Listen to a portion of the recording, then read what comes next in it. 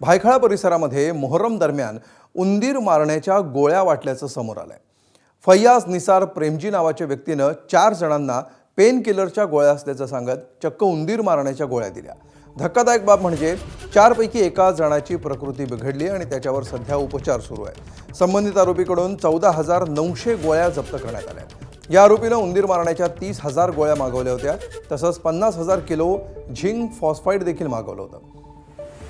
आरोपी प्रत्येक गोळीमध्ये 1 gram zinc phosphide मिसळत होता अशी माहिती पोलिसांनी दिली आहे। या आरोपीचं इराण सोबतचं कनेक्शन देखील समोर आलंय, त्यामुळे त्यानं 30,000 लोकांचा घातपात करण्याच्या उद्देशानं हे कृत्य केलं का असा सवाल उपस्थित होतोय।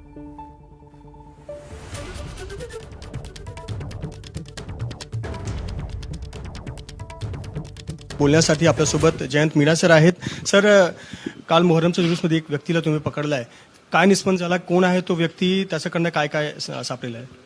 काल रात्री मोहरमचा प्रोसेशन चालू होता भायखला पोलीस स्टेशनची हद्दीमध्ये।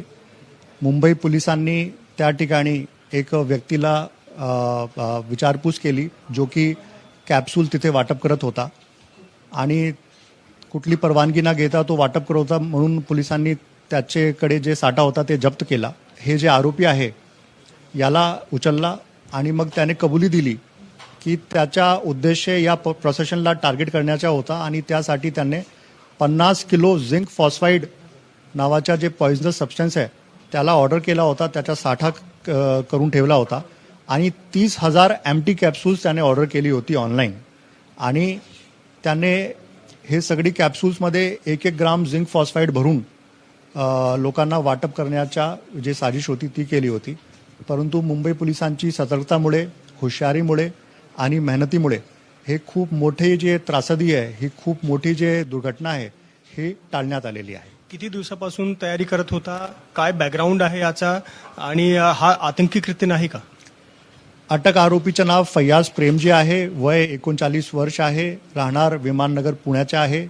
मागील 15 दिवसापासून तो मुंबईमध्ये राहत होता आणि हे सगळी जे साठा करण्याची आणि हे कॅप्सूल बनवण्याची तयारी करत होता। त्याचा मोटिव्ह आतापर्यंत क्लिअर नाही आहे आणि तपास आता चालू आहे। कुठलाही कॉमेंट करणं आता योग्य नाही आहे आणि 2025 मध्ये ही माहिती समोर आली आहे की 25 मध्ये हा इराण आणि इराक या दोघे देशामध्ये जाऊन आलेला आहे।